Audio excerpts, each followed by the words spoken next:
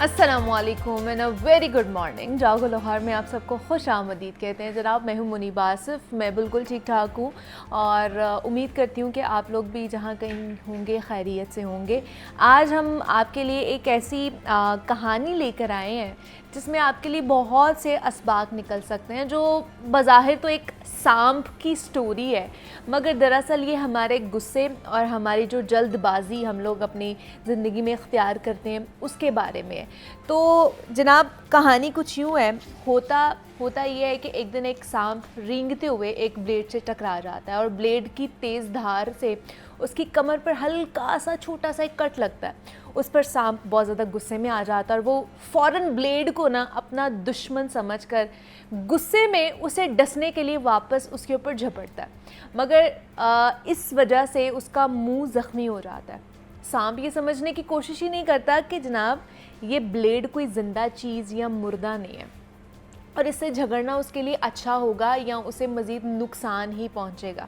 तो इससे दोबारा झगड़ने पर वो और भी ज़्यादा ज़ख्मी हो जाता है। फिर वो ब्लेड को घेरने की कोशिश करता है कि उसे अपनी लपेट में ले सके और गुस्से की शिद्दत में वो ब्लेड के गिर्द अपनी ताकत से इस तरह घूमता है कि ख़ुद को इस कदर ज़ख्मी कर बैठता है कि आखिरकार वो हलाक हो जाता है। अब ज़रा इस कहानी का जो सबक है ना वो देखें कि ये कहानी हमें क्या बताती है। ये कहानी हमें ये बताती है कि गुस्से में किए गए फ़ैसले अक्सर हमारे लिए नुकसानदेह होते हैं। जैसे सांप ने ब्लेड को समझने की कोशिश ही नहीं की और फ़ौरन एक रद्द अमल ज़ाहिर किया, वैसे ही हम भी बाज़ औक़ात किसी ख़तरे को समझे बग़ैर गुस्से में उसका सामना करने बैठ जाते हैं और उसकी वजह से होता क्या है कि हम ख़ुद नुकसान उठाते हैं उसका। हज़रत अली का एक फ़रमान है कि गुस्सा अक़ल को अंधा कर देता है और ये इस बात का एक बेहतरीन सबूत है कि अगर गुस्सा हमें काबू कर ले तो हम सही और गलत में जो फ़र्क है, जो बहुत ही बारीक सी एक लाइन खींची जाती है, हम उसको भूल जाते हैं। और ज़िंदगी में कई मर्तबा ऐसे हालात आते हैं, ऐसे सिचुएशंस का हमें सामना करना पड़ता है जहाँ रद्द अमल ज़ाहिर करने की बजाय खामोशी से आगे बढ़ जाना ही हमारे लिए बेहतर होता है और इसी में हिकमत भी होती है। बाज़ औक़ात जिस चीज़ को हम ख़तरा समझते हैं वो दरअसल एक मौका है कि हम उसके ऊपर सब्र करें और सोचें कि हमारे तौर तरीके या हमारा जो चाल चलन है उसमें कहाँ मसला आ रहा है और उसके बाद जो भी हम कदम उठाएं वो हिकमत और सुकून के साथ उठाना चाहिए। इसलिए कहा जाता है कि जब भी कोई चीज़ करें, जब भी कोई फ़ैसला करें तो पहले अच्छे तरीके से उसके तमाम तो जितने भी एस्पेक्ट्स हैं, तमाम तो जितने भी उसके पहलू हैं, उसके ऊपर गौर व फ़िक्र करें, सोचें, फिर जाके आपने कोई ना कोई फ़ैसला लेना है।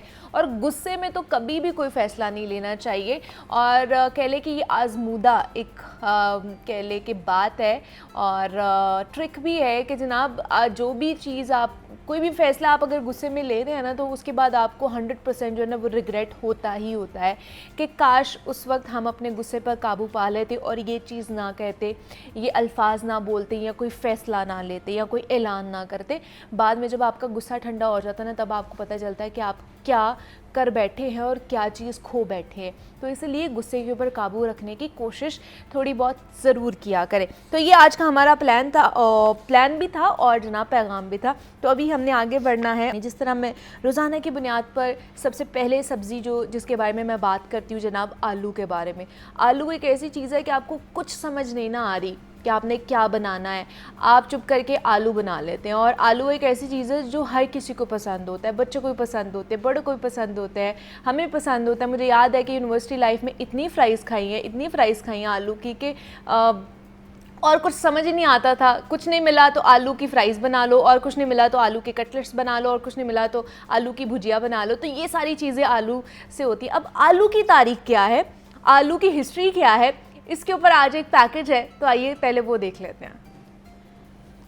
आलू की कहानी। सालन में गोश्त के साथ पकाकर खाया हो या समोसे में डालकर, कोयले पे भून कर खाया हो या कनकनाते तेल में तल के या फिर उबाल के, आप दुनिया में जहाँ कहीं भी रहते हैं, जिंदगी में कभी न कभी किसी न किसी रूप में आपने आलू जरूर खाया होगा। आलू हमारी रोजमर्रा जिंदगी का लाजमा है। चूँकि दुनिया के हर खित्ते का इंसान इसे बतौर गजा इस्तेमाल करना पसंद करता है, तो यकीनन इस हर दिल अजीज गजा की कोई तारीख भी होगी। यकीनन इसकी अपनी एक तारीख है जिसको बयान किए बगैर इंसानी तारीख को ठीक से समझ पाना नामुमकिन है। आप इस अमर से आलू की तारीखी अहमियत का अंदाजा लगा लें कि अगर आलू का वजूद न होता तो ना ही सनती इनकलाब आता और ना नई तहजीब जन्म लेती। अब से कोई 8000 साल पहले जनूबी अमेरिका के अजीम पहाड़ी सिलसिले आंडीज के बालाई इलाके में मुल्क पेरू के बाशिंदे वो पहले इंसान थे जिन्होंने पहले पहल इस हर दिल अजीज खाजे को काश्त किया। चूँकि आलू में नशास्ते, कार्बोहाइड्रेट्स, रोगन, विटामिन और नमकियात होते हैं जो इसे काबिल कद्र और तवानाई बख्श ग़िज़ा बनाते हैं, लिहाजा आलू को इनकन सल्तनत के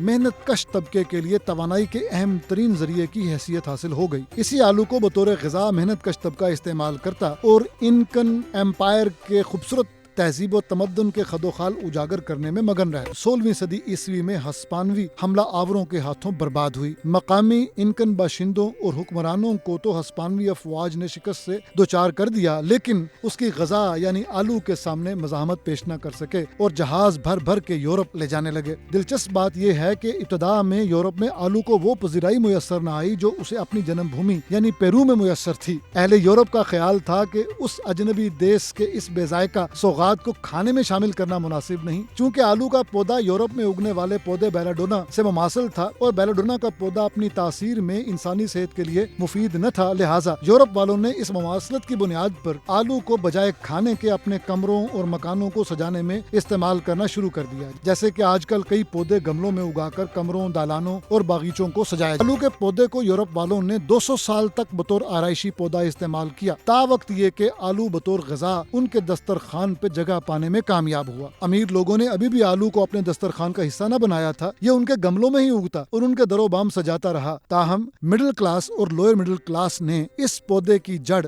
यानी आलू को बतौर ग़िज़ा इस्तेमाल करना शुरू कर दिया था। सन 1750 में आलू की तारीख में एक नया मोड़ आया। अनाज जो के दानों पे मुश्तमिल होता गाहे बगाहे इंसानी ग़िज़ाई ज़रूरियात को पूरा न कर पाता। नतीजतन यूरोप में कहत फूट पड़ा। ऐसे हालात में आलू की तवानाई बख्श ग़िज़ाइयत और अहमियत के पेश नजर यूरोपीय दहकानों ने इसे वसी इलाके में काश्त करना शुरू कर दिया ताकि कहत के दिनों में आलू का इस्तेमाल इंसानों की जान बचाए। यूरोप में कहत से मरने वालों की तादाद में आलू की काश्त के बायस नुमाया कमी हुई तो दूसरी तरफ आबादी भी बढ़ने लगी। यूं यूरोप के कई ममालिक मुआशी तौर पर ताकतवर होना शुरू हुए। खास तौर पर जर्मनी, हॉलैंड और बरतानिया की अशराफिया आलू उगाने वाले मेहनत कश तबके के कंधों पे खड़े होकर अपने कद को ऊंचा करने में मसरूफ रही और सियासी और माली फवायद उठाए। यूं आलू ने कई ममालिक को सल्तनतों में ढलने में मदद। एक दिलचस्प हकीकत इस ज़िम्न में मुल्क आयरलैंड के बारे में है जिसके जिक्र के बगैर आलू की तारीख अधूरी रहेगी। आयरलैंड में सन 1590 से 1845 के दरमियान आबादी 10 लाख से ड्रामाई रफ्तार के साथ बढ़कर 80 लाख तक जा पहुंची। उसका सबब आलू की फरावां दस्तयाबी था। इस फरावां दस्तयाबी को एक हादसे ने जानलेवा कहत में बदल दिया। हुआ यूं कि 1845 से 1852 के दरमियानी 7 बरस आलू की फसल पर मोहलिक बीमारी हमला आवर हुई जिसने इन 7 बरसों में आलू को बेपनाह नुकसान पहुंचाया। इस तबाही के नतीजे में आयरलैंड पे खौफनाक कहत ने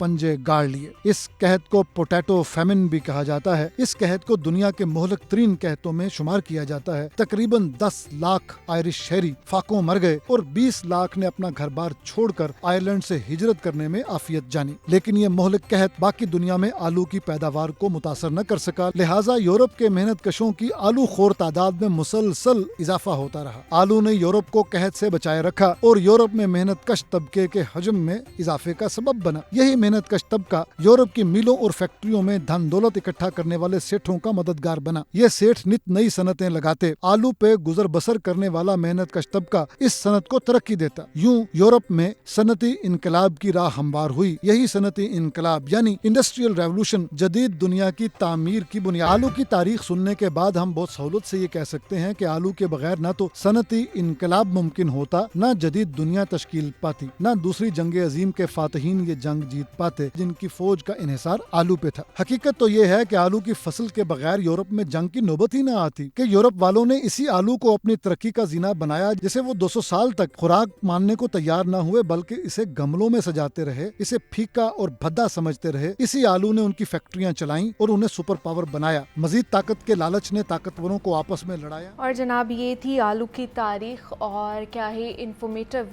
चीज़ें थी इसमें जो हमें पता चली हैं आलू के हवाले से ख़ास तौर पर। जनाब अब बात कर लेते हैं कुछ अपनी स्किन के हवाले से और डाइटरी हैबिट्स के हवाले से, क्योंकि कहते हैं कि अच्छी और अगर आपको शफाफ स्किन चाहिए ना तो उसके लिए ग़िज़ाओं का इसमें बहुत ज़्यादा एक अहम रोल है।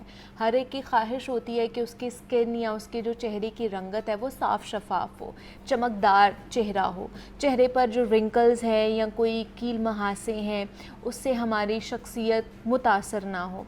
अब स्किन को तरोताज़ा, रिफ़्रेश और हमेशा जवान और जाज़िब नज़र बनाने के लिए हमें क्या करना चाहिए? आज हम सस्ते और घरेलू टोटकों पर बात करने वाले हैं और ऐसी कौन सी डाइटरी हैबिट्स हैं जिनको इंक्लूड करके अपनी डाइट के अंदर रोज़ाना की बुनियाद पर हम अपनी स्किन को रिफ़्रेश बना सकते हैं, उस पर हमने बात करनी है। और उस पर बात करने के लिए राबिया मारूफ हमारे साथ मौजूद है जो कि क्लिनिकल न्यूट्रिशनिस्ट एंड डाइटिशियन है। उनसे बात करते हैं। राबिया आपको वेलकम कहते हैं जागो लाहौर में, कैसी हैं आप?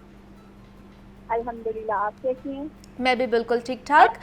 राबिया, हर किसी की ख्वाहिश है कि जी हमारी जो रिंकल्स फ्री हमारी स्किन हो जाए, हमारा फेस बहुत ज़्यादा अच्छा नज़र आए और कह लें कि रिफ़्रेश हो, फ्रेशनेस हमारे चेहरे के ऊपर हो। तो उसके लिए हमें क्या क्या चीज़ें खानी है और किन चीज़ों से इज्तनाब करना है?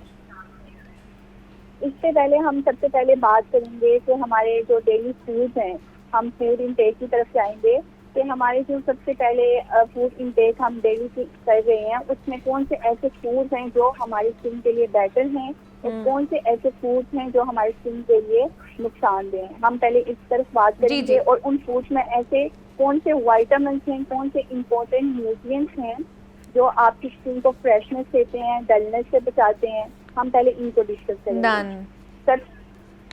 सबसे पहले विटामिन आ जाते हैं कि हमारे फूड्स में हमारी स्किन के लिए हमारे फूड के अंदर कौन कौन से विटामिन मौजूद हैं और वो हमारी स्किन को कैसे इम्प्रूव करते हैं।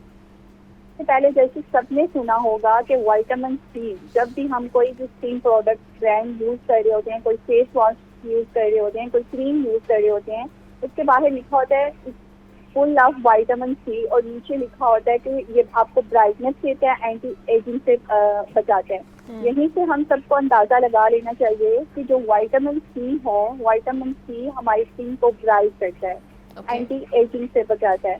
विटामिन सी, अब कौन से ऐसे फ्रूट्स हैं, कौन सी हमारी डेली के ऐसे फ्रूट्स वेजिटेबल्स हैं जिनके अंदर विटामिन सी जो है वो पाया जाता है। आप जैसे देखें कि अभी विंटर्स का मौसम आ गया है, अभी ऑरेंजेस का सीजन आ गया है, तो ऑरेंज एक ऐसा फ्रूट है जिसमें सिट्रस पाया जाता है। सिट्रस फ्रूट्स जो होते हैं वो विटामिन सी से फुल होते हैं जो कि हमारी स्किन को ब्राइट करते हैं। तो इसमें हमारे पास बेरीज आ जाती हैं, जितनी भी बेरीज हैं, ब्लू बेरीज, स्ट्रॉबेरीज और सिट्रस फ्रूट, ऑरेंजेस हो गए, लेमन हो गया, लेमन जूस हो गया, ये जो है ये विटामिन सी प्रोवाइड करते हैं हमें। उसके अलावा विटामिन ई है जो कि हमारी स्किन को इलास्टिसिटी प्रोवाइड करता है, कोलेजन प्रोवाइड करता है। विटामिन सी बहुत इंपॉर्टेंट होता है हमारे लिए और यही विटामिन है जो हमारी स्किन के साथ कनेक्ट होता है, जो हमारी स्किन को इम्प्रूव करता है। इसके अलावा हम कुछ मिनरल्स की बात करेंगे कि कौन से ऐसे मिनरल्स हैं जो हमारे डेली इंटेक को अच्छा करते हैं। जैसे कि कुछ एवरी वुमेन, कुछ नहीं एवरी वुमेन वो कैल्शियम इंटेक करती हैं, जो कि कैल्शियम इंटेक जो होता है वो हमारी स्किन की कोलेजन प्रोडक्शन को जो है वो इम्प्रूव करता है। अच्छा। अब ये आयरन जो है, कैल्शियम और आयरन जो है ये किन फ्रूट्स में पाया जाता है? आयरन जो है वो तो रेड मीट, स्पिनच जो हम नॉर्मल यूज करते हैं, बीफ का हो गया, ठीक है, बीन्स हो गए, जितने भी लेग्यूम्स होते हैं उनमें पाया जाता है। और जो कैल्शियम की बात की जाए तो कैल्शियम हमारा पाया जाता है डेयरी में, हमारे लीफी ग्रीन्स, वेजिटेबल्स जितने भी स्पिनच हो गए, ठीक है, और फोर्टिफाइड प्लांट बेस्ड मिल्क में पाया जाता है। ठीक है। ये कैल्शियम जो है वो डेयरी प्रोडक्ट्स में पाया जाता है और आयरन जो है ना वो हमारा मीट में पाया जाता है। लेकिन अगर फिर भी अगर आप अच्छे तरीके से अपनी डाइट ही नहीं ले पा रहे हैं और आपकी वो जो न्यूट्रिएंट्स हैं वो पूरे नहीं हो रहे हैं, तो फिर उस हिसाब से हमें क्या करना चाहिए? फिर क्या हमें सप्लीमेंट्स की तरफ जाना चाहिए, आयरन का सप्लीमेंट या कैल्शियम का सप्लीमेंट खाना चाहिए फिर हमें? देखिए, इससे अगर सप्लीमेंट्स की बात, अगर हम ये तो बेटर ऑप्शन है ना कि हम अपनी डेली डाइट में फ्रूट्स वेजिटेबल्स, हर घर की बात है कि हम घर में वेजिटेबल्स जो है वो बनते हैं, बीन्स जो है बनते हैं, क्योंकि हम डेली पाकिस्तान के अंदर हर हाउस होल्ड में हम डेली चिकन की कंजप्शन नहीं कर सकते। हम इसमें वेजिटेबल्स भी हमारे घर में बन रहे होते हैं, फ्रूट्स भी आ रहे होते हैं, फ्रूट जूसेस भी बन रहे होते हैं। तो इसमें बात की जाए तो हम अगर सप्लीमेंट से की तरफ जाने से बेटर ऑप्शन है कि हम उसको अपनी डाइट से, हम अपनी नेचुरल डाइट से ही ठीक कर लें। सप्लीमेंट्स के ऑप्शंस भी हैं काफ़ी, मार्केट में काफ़ी ब्रांड्स हैं, न्यूट्री फैक्टर हो गया, ये काफ़ी सप्लीमेंट्स प्रोवाइड कर रहे हैं, कोलेजन के सप्लीमेंट्स प्रोवाइड कर रहे हैं, बहुत ज़्यादा सप्लीमेंट्स प्रोवाइड कर रहे हैं। आजकल HCA में भी लाइक बहुत सारी चीज़ें आ गई हैं, ठीक है, फीचर्स आ गए हैं, 15 को इन्हेंस करिए। लेकिन अगर हम डाइट की तरफ जाते हैं तो इट्स बेटर ऑप्शन है कि हम घर में बैठे अपनी डाइट के जरिए अपनी स्किन को बेटर बना सकते हैं। तो फिर इसका कितना इनटेक हमें करना चाहिए रोज़ाना की बुनियाद पर, अनार का या इन फ्रूट्स का जो कि हमारे HB लेवल को जो है ना वो मेंटेन करते हैं और बढ़ाते भी हैं? अगर आप अनेमिक हैं या आप में खून की कमी है तो कितनी क्वांटिटी हमें रोज़ाना की बुनियाद पर लेनी चाहिए उसकी? देखिए, अगर क्वांटिटी की बात की जाए, हर पर्सन के लिए उसकी जो कैलोरीज है वो और क्वांटिटी जो है वो मैटर करती है, लेकिन एक ऐसी क्वांटिटी होती है जो सब लाइक इक्वल वे पे लेके चल सकते हैं, जो कि ना कि डेंजरस होती है। फ्रूट्स तो वैसे लाइक डेंजरस नहीं होते, हाँ, लेकिन अगर कोई लाइक पर्सन है जो कि वेट लॉस की तरफ जा रहा है या वेट गेन की तरफ जा रहा है या तो वो डाइट प्लान यूज कर रहा है इसका, तो उसमें उसकी कैलोरीज डिस्टर्ब हो सकती हैं। लेकिन अगर नॉर्मल वे में आप लाइक नॉर्मल डेट में नॉर्मल हर पर्सन जो है वो लाइक, अब अनार तो ये कि एक स्मॉल बाउल हमारे लाइक हर घर में होते हैं स्मॉल बाउल, या उसको आप क्योंकि एक अनार में तो कम ही क्वांटिटी निकलती है, क्योंकि अगर आपने अनार ही लेना है एक दिन में स्नैक के टाइम के लिए, आपने अनार ही लेना है, तो वो फिर आप 1 बाउल जो है वो उसको अनार को निकाल लें, और वो जो 1 स्मॉल बाउल है वो फुल होता है, तो आप उसको आप स्नैक के टाइम पे ले सकते हैं, आप उसकी इंटेक कर सकते हैं। अब ऑरेंज जूस की बात की जाए तो वो आपको फ्री ऑरेंज जूस यूज कर सकते हैं, और जूस की लाइक जूस की क्वांटिटी की बात की जाए तो आप दिन में लाइक 2 टाइम जूस यूज कर सकते हैं, 2 ग्लास यूज कर सकते हैं, और उसके साथ आप हाइड्रेशन के लिए अपनी वाटर इंटेक के लिए 7 to 8 ग्लास जो वाटर है वो डेली यूज करें। अच्छा, दूसरा आजकल राबिया फ़िश का भी मौसम है, तो फ़िश में क्योंकि ओमेगा 3 भी पाया जाता है और वो हमारे लिए बहुत अच्छा भी है, तो फ़िश की क्वांटिटी कितनी होनी चाहिए, कितनी खा सकते हैं हम, और वो हमारी स्किन के लिए कितनी अच्छी है? जी बिल्कुल, फिश में भी एंटी इंफ्लामेटरी प्रॉपर्टीज होती हैं, एंटी एजिंग प्रॉपर्टीज होती हैं। फिश में ओमेगा 3 फैटी एसिड पाया जाता है, जो कि ओमेगा 3 फैटी एसिड बहुत अच्छा होता है हमारी स्किन के लिए। वाइटामिन एंड मिनरल्स तो मेंशन नहीं कर दिए, लेकिन अब ये ओमेगा 3 फैटी एसिड जो हैं ये बहुत अच्छे होते हैं, जो कि ओमेगा 3 फैटी एसिड फिश में पाए जाते हैं, ठीक है, लीफी ग्रीन्स वेजिटेबल्स में पाए जाते हैं। अब फिश की बात की जाए तो फिश आप कुछ लोग होते हैं वो बहुत ज्यादा कंज्यूम कर लेते हैं, फिश की क्वांटिटी को बहुत ज्यादा ले जाते हैं, और फिश जो है वो फिर अगर ऑब्वियसली आप ज्यादा क्वांटिटी ले रहे हैं तो वो आपको फिर हार्मफुल भी कर सकती है, इसका इफेक्ट भी आता है, क्योंकि इसकी जो क्वांटिटी है वो आपकी वेरी कर जाती है, क्योंकि फिश एक तो गर्म बहुत ज्यादा होती है। दूसरी बात ये कि अब गर्म चीज़ों की बात की जाए तो गर्म चीज़ों से फिर आप दायरा कुछ हर किसी के हार्मोन्स होते हैं वो डिस्टर्ब होते हैं। जब आप क्वांटिटी ज़्यादा कर जाते हैं तो उसकी वजह से फिर आपकी स्किन पे एक्ने वगैरह स्टार्ट हो जाती है। तो एक क्वांटिटी जो है वो मैटर करती है। लाइक हर किसी को पता होता है कि हाँ मैंने इतना खा लिया तो अब मेरा पेट फुल हो गया। कुछ लोग होते हैं वो अपनी लाइक फीलिंग ऑफ फुलनेस से ज़्यादा खाना शुरू कर देते हैं। अब अगर इससे ज़्यादा बात की जाए फीलिंग ऑफ फुल लाइक की कितनी क्वांटिटी लेनी है, वो आपने 1 ओज लेनी है। 1 ओज या 2 ओज आप ले सकते हैं, ठीक है। अगर आप कोई डाइट प्लान यूज करें फिर आप 1 ओज ले सकते हैं। और क्या डेली खा सकते हैं हम फिश? डेली तो लाइक डेली इतना मैं नहीं करूँगी कि आप लाइक डेली ही इनटेक करें। हाँ, आप इसमें 1 डे की ब्रेक कर लें, 1 डे आप फिश लें, अच्छा। सेकंड डे आप ग्रिल्ड चिकन ले सकते हैं, ठीक है, थर्ड डे आप लाइक राइस ले सकते हैं। इस तरह फिर आप 4 डे पे या थर्ड डे पे आप फिश दोबारा कंज्यूम कर लें। हाँ, डेली की तरफ जाएंगे तो फिर वो एक तो होता है कि हम डेली कुछ ऐसे फूड लेते नहीं तो फिर वो हम एक तो हमारी नेचर ऐसी है कि हमारा दिल बढ़ जाता है ना उस फूड से। तो फिर अगर दिल बढ़ जाए तो ऑब्वियसली हर फूड जो है वो आपको एक न्यूट्रिएंट्स प्रोवाइड कर रहे होते हैं, आपकी बॉडी के लिए इम्पोर्टेंट होते हैं। फिर जब आप जाहिर है आप अगर उसको आपसे घी बढ़ गया आपका, उसका आप खा नहीं सकते उसको, तो फिर ऑब्वियसली आपको फिर उसके रिलायबल कोई भी फ्रूट या कोई भी वेजिटेबल जो है वो आपको अपनी डाइट में ऐड करना पड़ेगा। ठीक है जनाब। तो एक बैलेंस डाइट, जी जी। तो एक बैलेंस डाइट जो है, एक बैलेंस अमाउंट जो है, जो कि सबको पता होती है, इसको मेंशन करने की जरूरत नहीं होती कि एक बैलेंस अमाउंट है जिसमें आपकी फीलिंग ऑफ फुलनेस हो रही है, आप फुल भी हो गए हो, उसको आप बरकरार रखते जाएं और आप इन क्वांटिटीज को, इन फ्रूट्स को, इन वेजिटेबल्स को, इन फूड्स को जो है वो आप अपनी डाइट में ऐड करें।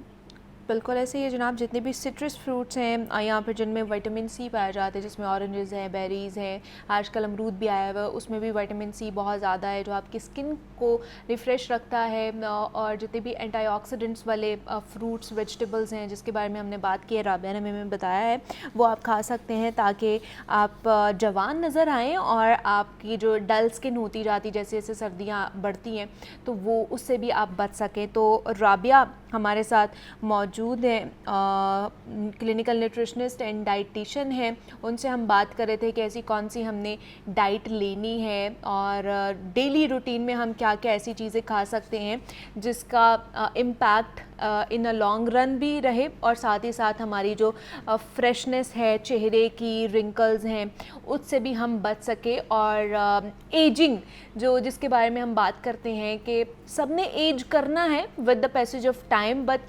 एजिंग को आप स्लो डाउन कर सकते हैं, उसको बिल्कुल कम नहीं किया जा सकता। और स्लो डाउन इसी तरह किया जा सकता है, अपने आप हाइड्रेशन का जो लेवल है उसको बरकरार रखें, फ्रूट्स एंड वेजिटेबल्स का इस्तेमाल अपनी डेली रूटीन में बनाएं। इसके थ्रू आपकी इम्यूनिटी भी अच्छी रहेगी और आपकी जो फ्रेशनेस है चेहरे की वो भी बरकरार रहेगी। जनाब अब हम एक ख़तरनाक बीमारी के मुतल्लिक बात करने जा रहे हैं जो हर साल लाखों बच्चों की ज़िंदगियाँ जो है ना वो मुतासर होती हैं सिर्फ इस एक बीमारी की वजह से। ये बीमारी दरअसल नमूनिया की बीमारी है जिसके मुतालिक आज बात करेंगे क्योंकि इसके ख़िलाफ़ आलमी दिन आज मनाया जा रहा है। नमूनिया ख़ासकर सर्दियों में और बच्चों के लिए एक जानलेवा मर्ज़ साबित होता है और सर्दियाँ शुरू होने को हैं और साथ ही साथ स्मॉग की भी आपको पता है कि बदतरीन सूरत हाल है जिससे हम जूझ रहे हैं और रोज़ाना की बुनियाद पर ये सूरत हाल मज़ीद बढ़ती ही जा रही है। तो जनाब ऐसे में नमूनिया के फैलने के जो इम्कानात हैं वो मज़ीद बढ़ जाते हैं। एक तो सर्दियां हैं और दूसरा ये कि ये जो स्मॉगी वेदर है इसकी वजह से बच्चे बीमार पड़ रहे हैं। दूसरा ये कि साथ ही साथ वालिदैन के लिए बच्चों की सेहत की हिफाजत करना एक बड़ा चैलेंजिंग सिचुएशन हो जाती है उनके लिए कि हमने बच्चों को किस तरह सही रखना है, उनकी सेहत को किस तरह उसकी हिफाजत करनी है। क्योंकि मौजूदा सूरत हाल के पेश नज़र अगर देखा जाए तो बच्चों में सांस लेने की दुश्वारी, बुखार, खांसी जैसी अलामात पैदा हो रही हैं जिनका बर वक्त इलाज बहुत ज़रूरी है। अहम पहलू ये है कि नमूनिया आलूदा माहौल की वजह से मज़ीद शिद्दत इख्तियार कर सकता है। अब जो एक्सपर्ट्स हैं उनके मुताबिक अब बच्चों में वैक्सीनेशन कराना लाजिम व मलजूम है। आज चूँकि नमूनिया के ख़िलाफ़ जंग का आलमी दिन भी है तो इसी सिलसिले में हम बहुत सी अहम बातें जानेंगे। जैसे खुदा न खास्ता अगर बच्चा नमूनिया का शिकार हो जाए तो माँ को फ़ौरी क्या इक़दामात करने चाहिए, बच्चे को नमूनिया की अलामात महसूस हों तो कब डॉक्टर से हमने रुजू करना है ताकि बर वक्त उसका ट्रीटमेंट हो सके। और मज़ीद ये कि जो नमूनिया की वैक्सीन है उसकी अहमियत क्या है उस पर भी बात करेंगे जो बच्चों की सेहत की हिफाजत के लिए एक बुनियादी कदम भी है। तो इस पर बात करने के लिए हमारे साथ स्टूडियोज़ में मौजूद हैं associate professor of paediatric medicine and child specialist हैं डॉक्टर फरियाद हुसैन हमारे साथ स्टूडियोज़ में मौजूद हैं। डॉक्टर साहब आपको वेलकम कहते हैं जागो लाहौर में, कैसे हैं आप? Thank you. डॉक्टर साहब आज क्योंकि नमूनिया के हवाले से डे मनाया जा रहा है, इंटरनेशनल डे है, तो सबसे पहले बताइए ये नमूनिया है क्या और किस तरह बच्चे इसका शिकार हो रहे हैं? बिस्मिल्लाहिर्रहमानिर्रहीम। जैसा कि आपने बताया कि नमूनिया एक इंतहाई ख़तरनाक और जानलेवा बीमारी है और आलमी अदारे सेहत के मुताबिक पूरी दुनिया में 8 से 10 लाख बच्चे हर साल इस बीमारी से हलाक हो जाते हैं। ठीक है। और सिर्फ पाकिस्तान में तकरीबन एक अंदाजे के मुताबिक 70 से 80 हज़ार बच्चे हर साल इस बीमारी से लुक़मा अजल बन जाते हैं। तो इस बीमारी के ख़िलाफ़ आगाही और इससे हिफाजती तदाबीर इंतहाई ज़रूरी हैं और तमाम वो इक़दाम करने चाहिए जिनसे हम नमूनिया से अपने बच्चों को बचा सकते हैं, क्योंकि बच्चों का और बूढ़ों का मुदाफ़ियाती निज़ाम कमज़ोर होता है। ठीक है। और ये बीमारी बच्चों में और बूढ़ों में इंतहाई ख़तरनाक साबित होती है और इन बच्चों में और बूढ़ों में ज़्यादा एहतियात दूसरों की निस्बत, अडल्ट्स की निस्बत ज़्यादा करने की ज़रूरत पड़ती है। अच्छा, बच्चों में कौन सी एज के ब्रैकेट के बच्चे हैं जिनमें ये ज़्यादा पाई जाती है, वो ज़्यादा मुतासिर हो सकते हैं इससे? 5 साल से छोटे बच्चों में नमूनिया की शरह ज़्यादा है। अच्छा। और नौज़ायदा बच्चों में तो ये काफ़ी ज़्यादा है, शरह अमवात भी उसमें ज़्यादा है। तो इन बच्चों पे हमें ज़्यादा फोकस करने की ज़रूरत है और जो भी हिफाजती तदाबीर हैं इन बच्चों पे हमें अप्लाई करनी चाहिए जो इस बीमारी से बचा सकती हैं। ठीक है। अच्छा, ये तो एक तो सर्दियों की बीमारी है, इसको सर्दी के साथ लिंक किया जाता है कि सर्दियाँ आती हैं तो नमूनिया बढ़ जाता है। दूसरा, आजकल जो स्मॉगी वेदर हुआ हुआ है, स्मॉग की वजह से भी इसकी एग्रीवेशन बढ़ सकती है? जी बिल्कुल ऐसे है, जैसे ही सर्दियाँ स्टार्ट होती हैं तो ये नमूनिया के पेशेंट्स ज़्यादा हो जाते हैं। आजकल स्मोक की वजह से आलूदगी, फ़ज़ाई आलूदगी जो कि लाहौर में आपको पता है कि पूरी दुनिया में इस वक्त सबसे ज़्यादा है, AQI इंडेक्स हमारा 1000 से भी ज़्यादा है।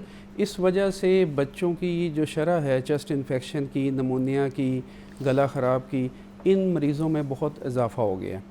तो हमें एहतियात करनी चाहिए कि छोटे जो बच्चे हैं उनको रात के वक्त या सुबह के वक्त जब स्मोक ज़्यादा होती है बाहर ना निकाला जाए, घर के खिड़कियां दरवाजे बंद रखे जाएं और मास्क का इस्तेमाल जितना हम कर सकें वो करना चाहिए और बच्चों की हाइड्रेशन बेहतर रखनी चाहिए और गैर ज़रूरी तौर पे बाहर नहीं निकलना चाहिए, उससे भी ये इन्फेक्शन के चांसेस काफ़ी कम हो जाते हैं। अच्छा, नमूनिया को हम ये कह सकते हैं कि ये आपके रेस्पिरेटरी जो प्रॉब्लम्स है उसको बढ़ाता है और उसी को ख़ास तौर पर मुतासर कर रहा होता है, जिस तरह आपके लंग्स को, आपकी चेस्ट इन्फेक्शन हो जाती है।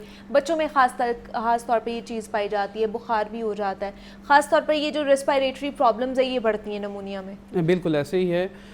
नमूनिया में बेसिकली फेफड़ों का इन्फेक्शन हो जाता है जिसको सोजिश हो जाती है फेफड़ों की और इस बीमारी की जो अलामात होती हैं उसमें तेज़ बुखार हो सकता है बच्चे को, उसका सांस तेज़ चल सकता है, खांसी आ सकती है इसमें और फ्लू और ये दूसरे सिम्टम भी इसके साथ हो सकते हैं।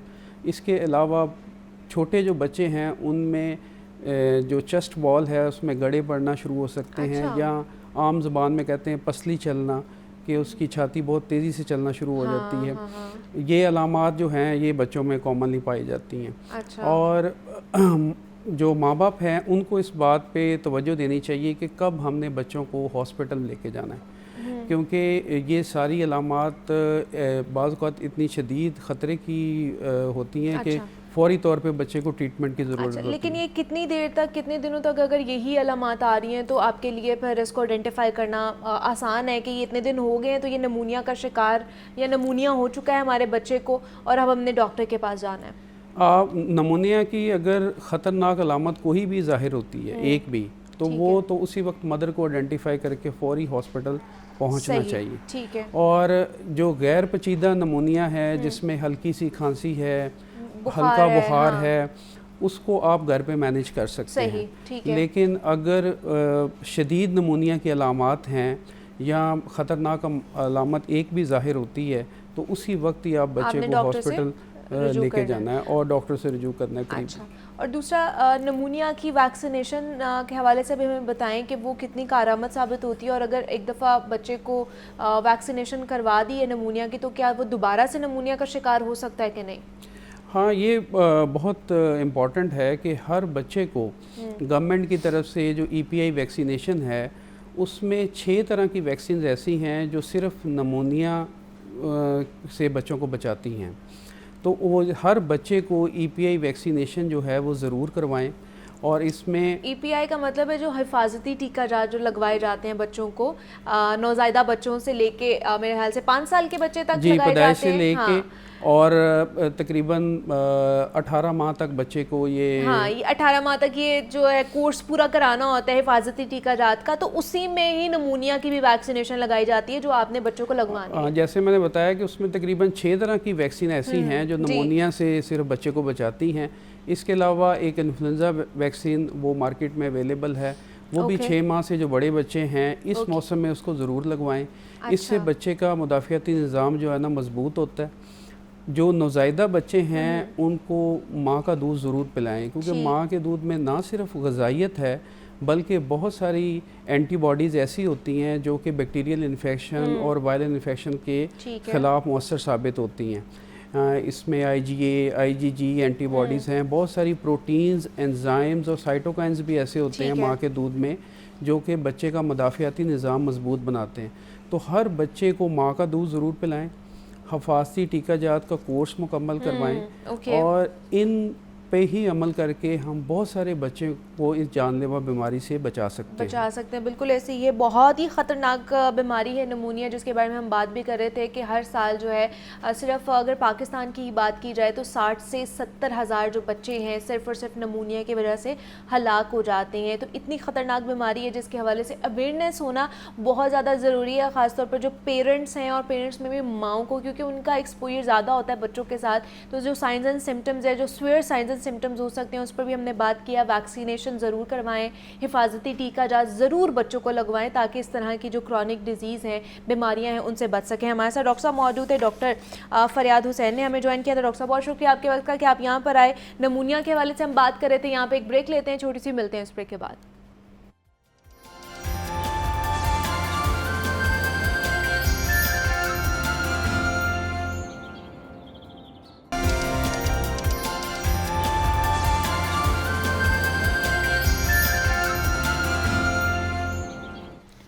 वेलकम बैक टू जागो लाहौर। और जनाब आप कुछ स्मॉग के हवाले से बात कर लेते हैं, फ़ज़ाई आलूदगी के हवाले से बात कर लेते हैं। यूनिसेफ के मुताबिक पंजाब में जो जहरीली हवा की वजह से 5 साल से कम उम्र 1 करोड़ 10 लाख बच्चों की जान ख़तरे में है।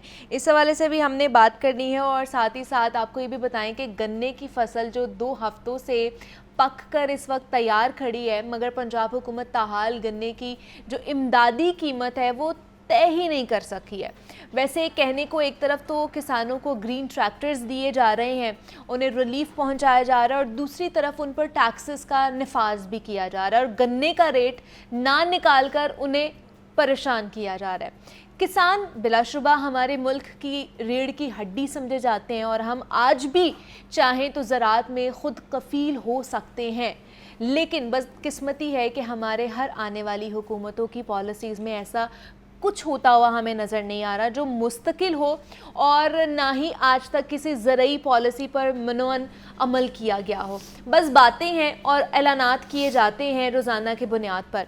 ये तो हो गया किसान का एक अलमिया। मुझे यहाँ ज़रा कुछ याद दहानी करवानी है कि जनाब मरीम नवाज़ पाकिस्तान के सबसे बड़े सूबे पंजाब की वज़ीर आला हैं। गो कि वो चंद रोज़ पहले अपने इलाज की गरज से बैरून मुल्क गई हुई हैं, लेकिन उनकी गुज़श्ता 2 दिनों से मरीम औरंगज़ेब के साथ सामने आने वाली जो कुछ तस्वीरें हैं, कुछ वीडियोज़ हैं, सोशल मीडिया पर एक नई बहस को उसने छेड़ कर रख दिया है। बहस जो है वो शिद्दत इख्तियार करती जा रही है कि यहाँ पंजाब के तमाम बड़े शहर इस वक्त स्मॉग से मुतासर हो चुके हैं, और ख़ास तौर पर लाहौर में तो शहरियों को बदतरीन फ़ज़ाई आलूदगी का सामना करना पड़ रहा है, और जो एयर क्वालिटी इंडेक्स है वो मुसलसल ख़तरनाक हदों को छू रहा है। आज भी 910 एयर क्वालिटी इंडेक्स है और हम इस आलूदा फ़ज़ा में जो है सांस ले रहे हैं। तो फिर ऐसे वक्त में उन्हें यहाँ पर मौजूद होना चाहिए था मेरे ख्याल से। इससे भी अफसोसनाक सूरत हाल ये है कि मरीम औरंगज़ेब जो सीनियर सूबाई वज़ीर के ओहदे के साथ साथ ना सिर्फ महकमा माहौलियात की भी मिनिस्टर हैं, बल्कि बहुत से दीगर वजारतों के कलमदान भी उन्हीं के पास हैं।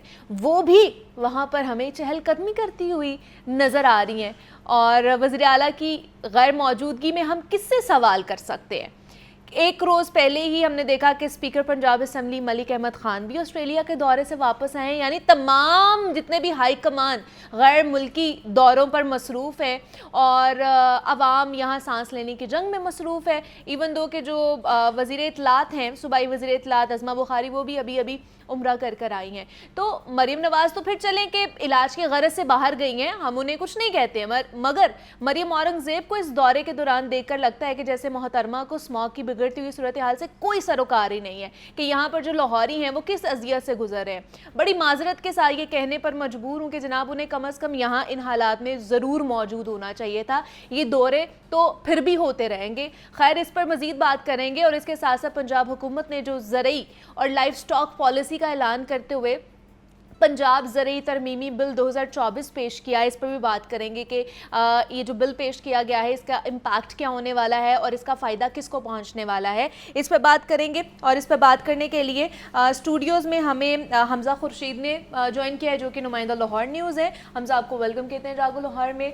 और उसके साथ साथ रुकने सूबाई असम्बली हैं PTI के एजाज़ शफ़ी साहब, उन्होंने टेलीफोन लाइन पर हमें ज्वाइन किया है। एजाज़ साहब, आपको भी खुशामदीद कहते हैं जागो लाहौर में। कैसे हैं आप? ठीक हैं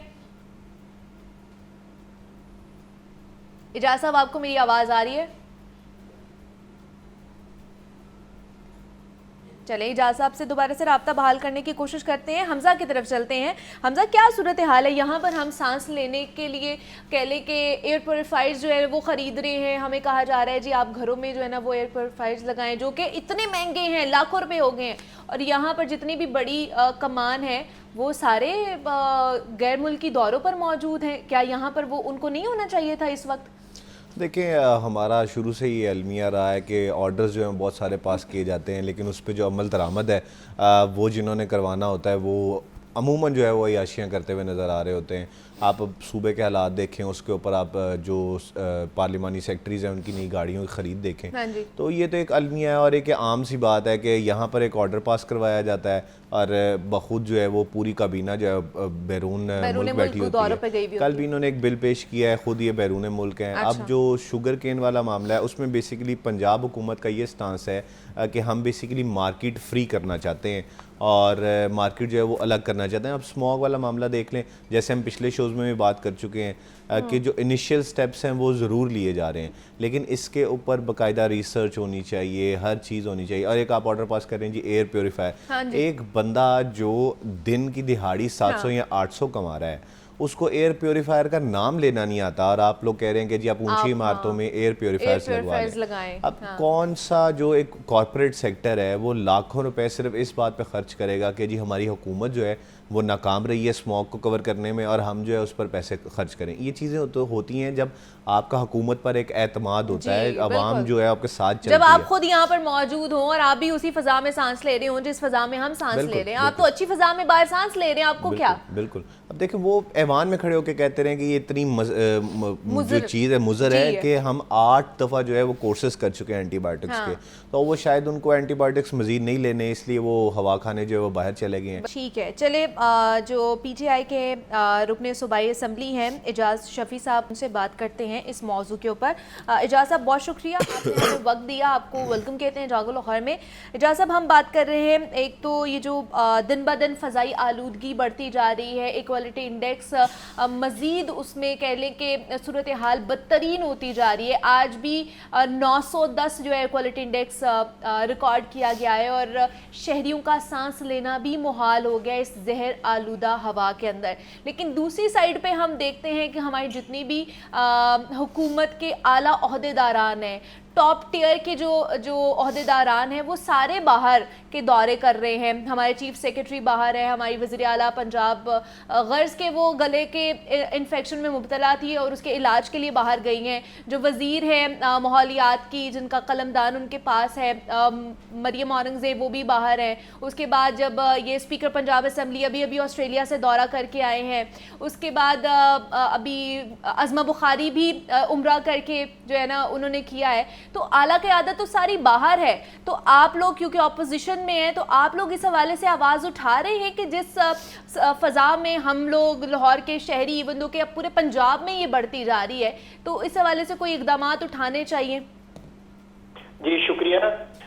एक्चुअली ये जो क़यादत है ना जी, अहले शरीफ जो तख्त लाहौर के कायद हैं, रायवंड शरीफ वाले, पाकिस्तान इनके लिए बना ही नहीं है। ये पाकिस्तान में सिर्फ रूल करने आते हैं और इसके अलावा इनका पाकिस्तान में या लूट मार करने आते हैं या रूलिंग करने आते हैं। आप देख लें कि ये जो मिनिस्टर साहबा थी मरियम औरंगजेब साहबा, इन्होंने, आपके पास स्पीच होगी, नहीं तो कहीं से रिकॉर्ड मिल जाएगी, 1 घंटा 5 मिनट इन्होंने इस पे स्पीच की और इतनी नलायक नाहल हैं ये लोग कि उसने सिर्फ सारा लाहौर के अंदर, यानी कि उनको रियलाइज ही नहीं था कि ये पूरे पंजाब में स्प्रेड होनी है या इसका पता नहीं। उसने सिर्फ लाहौर और लाहौर को कैटर किया कि लाहौर के अंदर है शिमला पहाड़ी पे 25-30 मिनट उसने लगाए जी, शिमला पहाड़ी पे ये कर रहे हैं, शिमला पहाड़ी में वो कर रहे हैं। अब आप देखें कि कल के इंडेक्स के मुताबिक, रिपोर्ट के मुताबिक, मुल्तान का सबसे ज्यादा जिसमें एयर क्वालिटी इंडेक्स था वो 1000 से ज्यादा था। रहीम यार खान देख लें, यानी आई मीन टू से कि पूरे पंजाब में, लेकिन गवर्नमेंट के पास कोई मैकेनिज्म नहीं है। सारे के सारे बाहर गए हुए हैं क्योंकि यहाँ उनको इन्फेक्शन होती है। या हमारे खुद उसने कहा था जो मिनिस्टर औरंगजेब साहबा है ना जी, जी मैं जब से इस्लामाबाद से आई हूँ 8 माह में। इजाज़ साहब, सियासी पॉइंट ऑफ व्यू से अगर देखा जाए ना तो बड़ी अच्छी बातें होती है ये सारी, लेकिन अगर मैं थोड़ा सा एक और पॉइंट जो है इसमें मैं ऐड ऑन करना चाहूंगी कि ये जो स्मॉग का मसला है ये अभी नहीं आया है, ये 6-6.5 साल पहले का स्मॉग का मसला है जब से ये अकर हुआ है। दूसरा ये कि 3-3.5 साल तो आप लोगों की हुकूमत भी रही है, आपकी हुकूमत में भी स्मॉग का मसला था, उसमें भी हमने देखा कि पंजाब में उस्मान बुज़दार साहब भी करके गए, तो तब भी तो इनिशिएटिव्स लेने चाहिए थे। तब आप लोगों ने क्या इकदाम उठाए हैं? मेरी अर्ज सुन लें, उस जब हमारी हुकूमत थी उस वक्त कोविड आ गया था। अच्छा। जिसमें लॉकडाउन तो वैसे ही हो गया था ना ये हमारे 3 साल में 2 साल तो शदीद कोविड है और उसमें इकदाम आपको पता है कि ये ब्लेसिंग थी कि इमरान खान इस तरह का लॉकडाउन नहीं किया। अगर लॉकडाउन करते तो पाकिस्तान कोलैप्स कर जाता। इशू ये है कि लास्ट ईयर भी PDM2 की गवर्नमेंट थी, उन्होंने कुछ ना कुछ मेजर्स किए थे, लेकिन अब हुकूमत का इंटरेस्ट लेवल देख लें कि सारी इस वक्त शदीद एमरजेंसी की जरूरत है पाकिस्तान में ना जी। एमरजेंसी नाफज होनी चाहिए ताकि देखें बच्चे, बूढ़े, बीमार, बुजुर्ग, सारे जो औरतें बीमार हो रही हैं, लेकिन सारी क़यादत जैसे आपने कहा बाहर बैठी है, उनका पंजाब के साथ कोई इंटरेस्ट नहीं है। इनको मैयत ले 10 बिलियन रुपये रखा गया था, उसके एक्सपेंडिचर आज भी चेक कर लें कि कोई एक्सपेंडिचर नहीं। अब इंस्पेक्टर और फील्ड असिस्टेंट जो है उनकी अपॉइंटमेंटें अब हो रही हैं। देखें ये गवर्नमेंट का काम होता है कि अवाम को रिलीफ देना, अवाम के जो भी मसाइल है। यू आर वेरी राइट कि ये पिछले 6 साल लास्ट पे इजाज़त एक और मसला जो आजकल चल रहा है किसानों के हवाले से कि हमारी जो गन्ने की फसल है वो 2 हफ्ते हो गए, वो तैयार खड़ी हुई है, लेकिन उस हवाले से जो कीमतें हैं उनका तयन अभी तक नहीं किया गया है। इसके ऊपर आप क्या कहेंगे?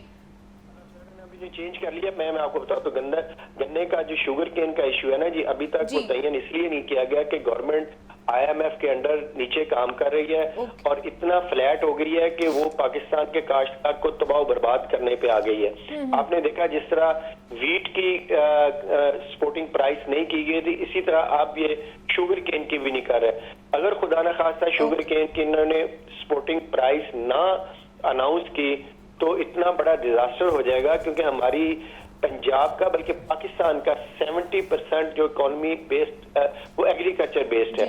अब ये लोग जिस तरह अभी इन्होंने एग्रीकल्चर टैक्स ला रहे हैं, इसी तरह इसके अंदर भी वीट का पूरे देखिए ये पंजाब की नाला की, फिर आप कहते हैं जी पॉइंट स्कोरिंग नहीं हम कर रहे। सिंध ने वीट 4000 में खरीदी, KP ने खरीदी, पंजाब ने नहीं खरीदी। इसी तरह सिंध ने अनाउंस कर दिया है रेट, पंजाब गवर्नमेंट अभी तक अनाउंस करने में नाकाम है क्योंकि इनकी प्रायोरिटीज नहीं है। ये इनकी प्रायोरिटीज जो है मैं समझता हूँ ये किसान दोस्त नहीं है, ये किसान को तबाह कर रही है। अगर खुदा न खास्ता हमारा फार्मर काश्तकार, गरीब काश्तकार के साथ ठीक है जी, इनकी प्रायोरिटी नहीं है, ऐसा कहना है इजाज़ शफी साहब PTI के MP हैं जिनसे हम बात कर रहे थे। बहुत शुक्रिया इजाज़ साहब, आपने हमें वक्त दिया। हमजा, ये जो ज़रूरी पॉलिसी लेकर आई गई है इससे किसको फ़ायदा होने वाला है, किसके हक़ में ये ज़्यादा बेहतर है? अच्छा देखें, एक तो इसमें ये चीज़ है मुनीबा के ज़रूरी टैक्स में पहली दफ़ा लाइव स्टॉक को जो है वो शामिल किया गया है।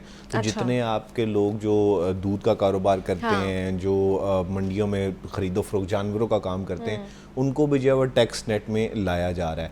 एक बड़ी पेशरफ्त है कि मतलब दूसरे अदवार में भी जो है वो उनको चीज़ों को टैक्स नेट में कम से कम लाने की बात की जा रही है। पर उसमें एक चीज़ जो इस बिल में पॉजिटिव है वो ये है कि जो अशखास हैं जो बहुत ज़्यादा कमाते हैं ज़रूरी इनकम से, और आप पता है एक ज़रूरी इनकम में जो है वो एक लेवी दी जाती है, एक छूट दी जाती है इनकम टैक्स में, उधर ये है सुपर टैक्स का जो है वो जिक्र किया गया है कि सुपर टैक्स जो है वो अशखास पे लगाया जाएगा और जो ज़्यादा आमदन लेते हैं उनमें जो है वो सुपर टैक्स का इनेकाद किया जाएगा। लेकिन मसला इस टाइम ये है कि जो ग्राउंड लेवल है वो कुछ और है। आप देखें कि आप जो टैक्स नेट में लाने की तो बातें कर रहे हैं, लेकिन जो आपका मैकेनिज्म है वो क्या है। आप जितने भी, मैं भी एक फाइलर हूँ, आप भी एक फाइलर होंगी, लेकिन क्या एक रेडी फरोश फाइलर है, क्या एक जो नौकरी पेशा आदमी है वो फाइलर है, या क्या एक किसान जो है वो फाइलर है। फिर आप ये देखें कि जब आप टैक्स नेट में लाने की बात करते हैं तो बड़े लोगों के पास तो बहुत सारे लूप होल्स हैं, वो कहीं ना कहीं से किसी ना किसी तरीके से चाचे मामे ताए के नाम करके निकलेंगे। लेकिन इसका जो इम्पैक्ट है वो बेसिकली आएगा आखिर में जाकर उन्हीं लोगों पर जो एक अच्छा कारोबार कर रहे हैं, जो मतलब कि अपने मुल्क के साथ भी अच्छे हैं, लेकिन उनके ऊपर जो है वो बड़ों को पकड़ने के चक्कर में छोटे जो है वो मर खासतौर पर जो नौकरी पेशा अफराद है उनके ऊपर ज़्यादा जो है ना ये प्रेशर आता है। लाइव स्टॉक बिल जो है ना वो सिर्फ जो है वो किसानों के लिए है और जो काम कर रहे हैं मवेशियों का उनके लिए है।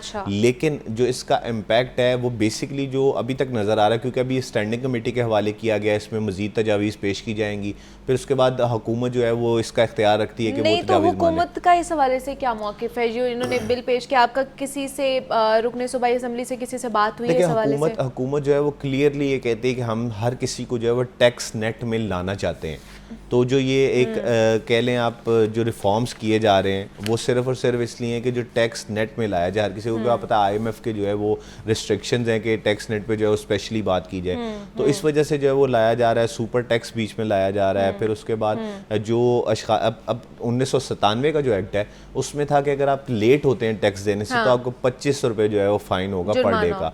अब ये किया गया कि अगर मेरा एक टैक्स जो है वो ₹1,00,000 है तो उसका 0.1% जो है वो पर डे मुझे जुर्माना होगा, जिससे एक उजागर होगा, पैदा होगा कि जी हम अगर लेट हुए तो हमें जुर्माना ज़्यादा होगा। फिर उसके अलावा जो अशखास जो हैं वो 12 लाख से कम कमा रहे हैं उन पर जो है वो 25,000 रुपया जुर्माना होगा। फिर जो 4 करोड़ से कम करवा रहे हैं उन पर जो 12 से कम कमा रहे हैं उन पर मुख्तलिफ है। जो 4 करोड़ से कम कमा रहे हैं उन पर जो है 25,000 है। जो 4 करोड़ से ज़्यादा कमा रहे हैं उन पर जो है वो 50,000 रुपये जुर्माना आयद किया गया है कि अगर वो टैक्स देने में लेट होते हैं तो उनको जो है ये पेनल्टी दी जाएगी। तो ठीक है, एक्ट पुराना था, उसको नया किया जा रहा है, लेकिन उसका इम्पैक्ट किस तरीके से आएगा वो जो है जब ये बिल पेश होगा पास होने के लिए, उसमें मज़ीद चेंजिंग्स अगर हुई तो फिर जो है वो देखने में सामने आएंगे। लेकिन फ़िलहाल जो है वो एक जो बड़े जागीरदारों की बात होती थी कि उनको पकड़ा नहीं जाता, एक इनिशिएटिव अच्छा लिया गया कि पकड़ने की कोशिश तो की गई है। अब आगे उस पर इम्प्लीमेंटेशन क्या होती है, जहाँ पर आके इस मुल्क में सारे मसाइल पैदा होते हैं वो देखते हैं वो क्या होता है उसमें। लेकिन ये भी तो होना चाहिए ना, एक ट्रांसपेरेंसी होनी चाहिए कि अगर बड़े जागीरदारों के लिए या सबके लिए अगर इसको बनाया गया है तो फिर सभी इसके अंदर आए, बड़े जागीरदार भी आए। ये ना हो कि वो निकल जाए, जो छोटे बेचारे कमाने वाले हैं लाइफ स्टॉक के हवाले से उनको इसमें लेकर आया जाए सिर्फ, जिस तरह बाकी मामलात में देखा जाता है कि बड़ी मगरमच्छें जो वो छूट जाती हैं टैक्स नेट में आने से और छोटे छोटे बेचारे वो पिस जाते हैं। देखिए मुनीबा, मैंने आपको बात वही की है कि कानून हमारे पास बहुत सारे हैं। हाँ। जहाँ पर हम लोग बतौर कौम फेल करते हैं वो है इम्प्लीमेंटेशन। अब सिंपल सी बात है कि अगर हेलमेट का हुकूमत कहती है तो मैं भी उसमें इंटरेस्टेड नहीं हूँ कि मैं हेलमेट पहनूँ। तो अगर मुझे हुकूमत कहती है मुझे पैसे दो तो मैं भी इंटरेस्टेड नहीं हूँ कि पैसे दें। तो वो इम्प्लीमेंटेशन जो है वो हुकूमत का काम है, कानून साजी जो है वो हुकूमत का काम है। लेकिन उसके ऊपर जो इम्प्लीमेंटेशन आ जाती है वो आज हम स्मॉग के वाले से देख लें, आज ये अफसरान यहाँ पर मौजूद हैं, लेकिन जैसे ये कुदरती अमल से स्मॉग कम होगी यही अफसरान जो है हम इन्हीं के बारे में रिपोर्ट करेंगे कि जी अफसरान जो है वो गायब हैं, स्मॉग फिर से बढ़ रही है, और फिर जब जो इंडेक्स है बीमार होने का वो बढ़ेगा तो फिर ये अफसरान आपको फील्ड में नजर आएंगे। तो मतलब कानून साजी बहुत अच्छी करते हैं हम लोग, लेकिन जो इम्प्लीमेंटेशन है वहाँ पर हम लोग बहुत वीक है, हमारा मैकेनिज्म जो है वो बहुत कमज़ोर है। उस चीज़ को जो है ना बेहतर करने की हमें ज़रूरत है। तो जनाब इस सारे मामले के ऊपर हमने हुकूमती मौक़िफ़ लेने की भी कोशिश की है। मेरी टीम ने जो है वो अज़मा बुखारी साहिबा को भी कॉल की, मरीम औरंगज़ेब साहिबा को भी कॉल की, ताकि उनसे भी उनका मौक़िफ़ जाना जाए, हुकूमती मौक़िफ़ जाना जाए स्मॉग की सूरत हाल पर। ये जो गन्ने की फसल 2 हफ्ते से पकी हुई है, वो उसकी क्यों नहीं कीमत जो है ना वो मुकर्रर की गई है। परेशान हो रहे हैं किसान, तो उन्होंने फ़ोन नहीं उठाया है। यही लोग जब अपोजिशन में होते हैं तब ये लोग फ़ोन उठा लेते हैं, अब जब हुकूमत में आए हैं तो फ़ोन ही नहीं उठाते हैं। तो हमारा प्लेटफॉर्म जहाँ पर बाकी लोगों के लिए हाजिर है, वहाँ पर इन लोगों के लिए भी हाजिर है कि आके अपना मौक़िफ़ हमारे साथ और आप लोगों के साथ शेयर कर सकते हैं। हमज़ा खुर्शीद हमारे साथ स्टूडियोज़ में मौजूद है। Hamza, thank you so much कि आप यहाँ पर आए और इस मामले के ऊपर हमसे बात की। यहाँ पर एक थोड़ी सी ब्रेक लेते हैं, मिलते हैं इस ब्रेक के बाद।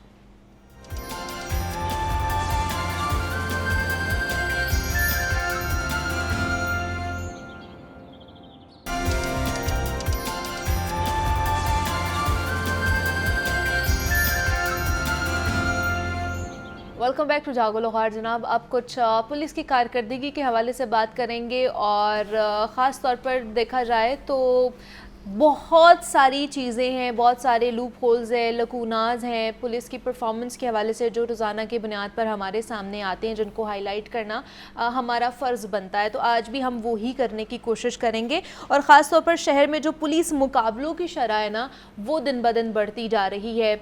पिछले ही हफ्ते हमने देखा कि 4 से 5 पुलिस मुकाबले हुए और उसमें जो मुलजिम है या मुजरिम है जिसको लेकर जाया जा रहा होता है, पुलिस की तरफ से ये मौके पर इख्तियार किया जाता है कि हम बरामदगी के लिए उसको लेकर जा रहे थे और रास्ते में उसी के साथी आए और फायरिंग हुई। मुकाबले में हम लोगों ने भी फायरिंग चलाई और मौके पर ही वो हलाक हो जाते हैं और जिसमें पुलिस का कोई बंदा भी कह ले कि ज़ख्मी नहीं होता है, ऑपोजिट पार्टी के लोग मारे जाते हैं या फिर वो भाग जाते हैं।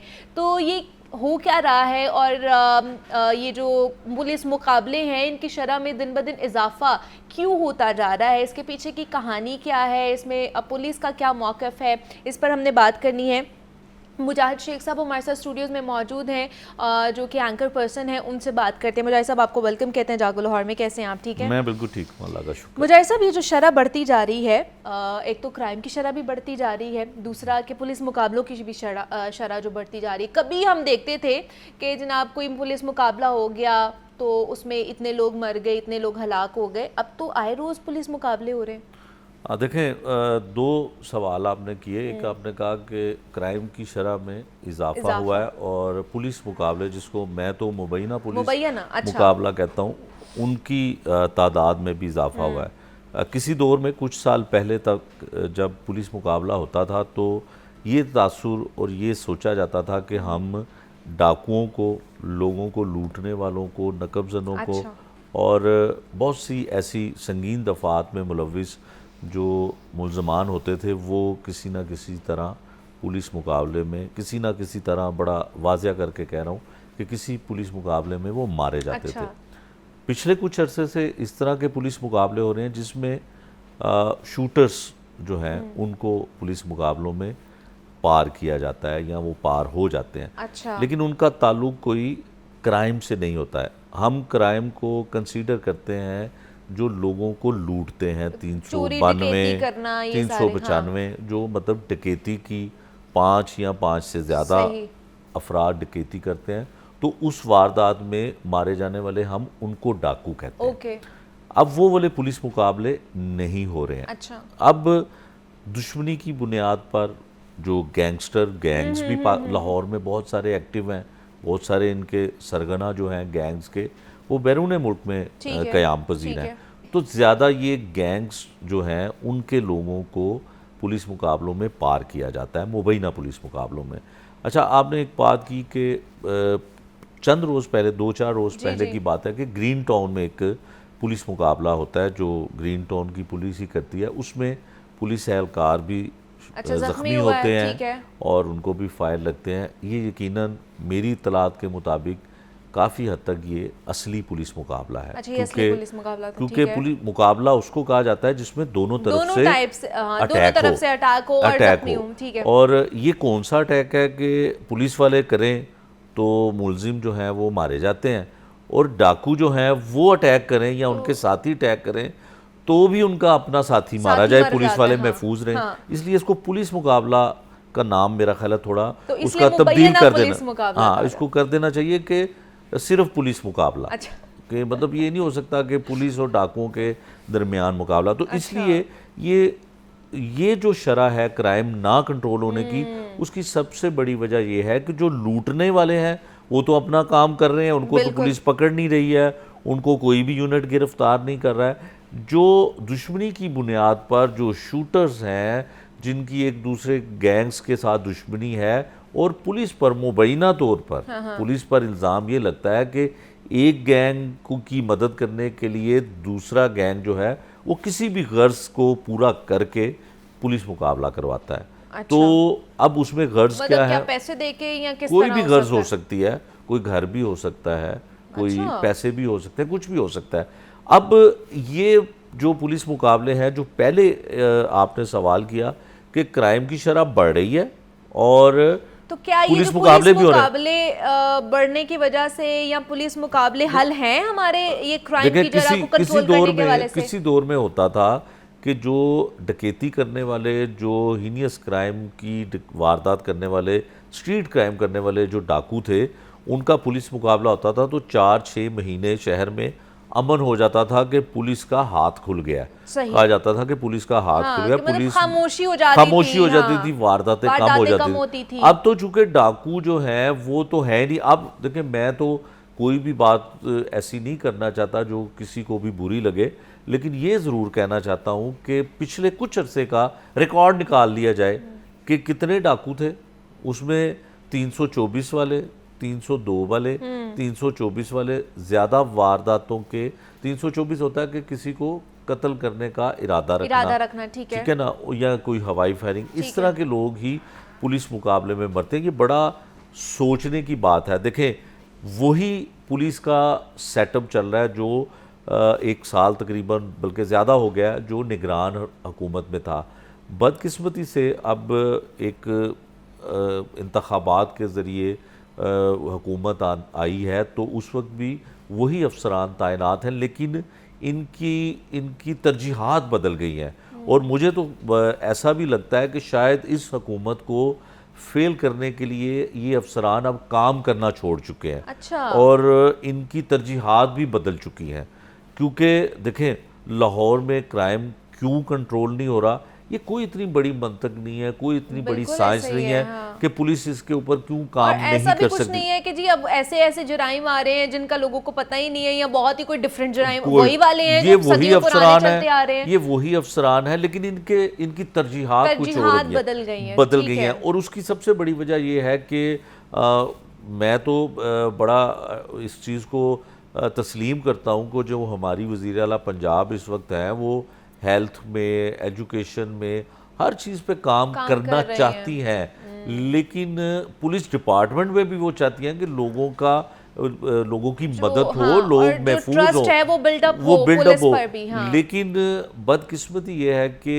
उनको अभी इस चीज़ का आइडिया नहीं अभी तक हो पा रहा कि ये वो लोग जो जिनकी वफादारियाँ कुछ और तब्दील हो लोगों के जाती साथ हैं, हैं, टाइम के तब्दील हो साथ, हाँ जाती हैं, जी। और सेटअप वो वाला ही है, लेकिन रिजल्ट वो वाले क्यों नहीं आ निकल रहे। हैं। अच्छा, दूसरा एक मुझे सब एक मौके इख्तियार किया जाता है पुलिस की तरफ से, जी हम मुलजिम को लेके या मुजरिम को लेके बरामदगी कराने जा रहे थे, वो ये क्या है, वाकई बरामदगी होती है या? मुझे इस पे लिए एक छोटी सी मिसाल देनी जी, चाहिए जी। कि दफातर में जो आम रूटीन के ऑफिस होते हैं, उनकी टाइमिंग क्या होती है, दिन का वक्त होता है, हाँ, 9 to 5 हाँ होगा। जी।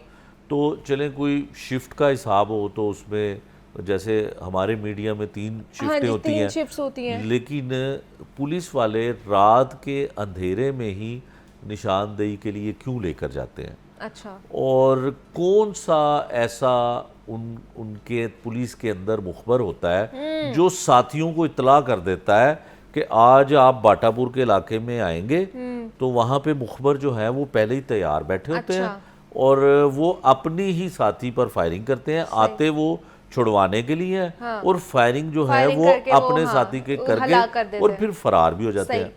अब तो ऐसा भी होने लग गया है कि बाज अगर किसी का मुबैना पुलिस मुकाबला होता है तो उसमें उसके भाई को या उसके करीबी रिश्तेदार को नामजद कर दिया जाता है कि पुलिस को पता चल जाता है कि इसको फायरिंग करके मारने वाला उसका भाई था, बड़ा था या छोटा था, नाम था, शनाख्ती कार्ड नंबर क्या था, सब कुछ इसको बताता है। भी सामने आ रहे हैं, ये भी केसेस सामने आ रहे हैं और वो उसमें शामिल कर दिए जाते हैं। तो क्या जब पुलिस लेकर जाती है किसी मुलजिम को, तो वो कौन सा पुलिस के अंदर ऐसा मुखबर है जो उसके साथियों को इतला कर देता है कि आप पहले से वहां पे घात लगा लें कि हम आ रहे हैं तो आप अपने साथी को मार दें। ये भी आज तक नहीं पता चला। फिर बहुत सारे ऐसे भी पुलिस मुकाबले हुए हैं जिसमें सिर्फ ये तादाद नामालूम साथियों की 1000 के करीब हो गई होगी और वो पकड़े नहीं गए अभी, उनकी शनाख्त ही नहीं हो सकी।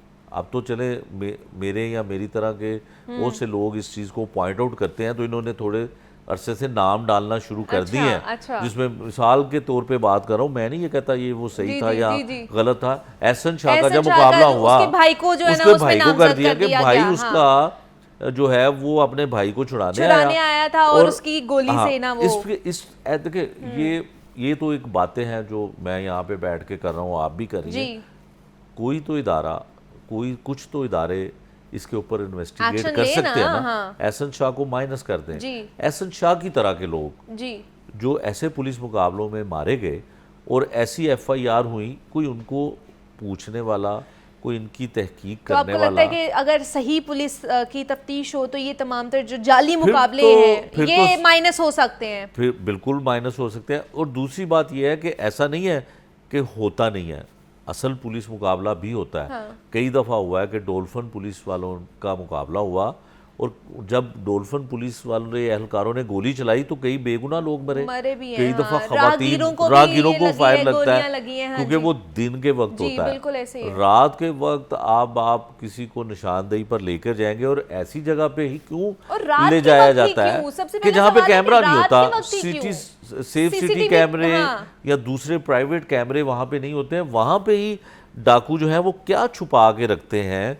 जो अब बाटापुर का इलाका है, कुछ सेंटर हैं, उन्होंने कुछ इलाके मखसूस किए हुए हैं।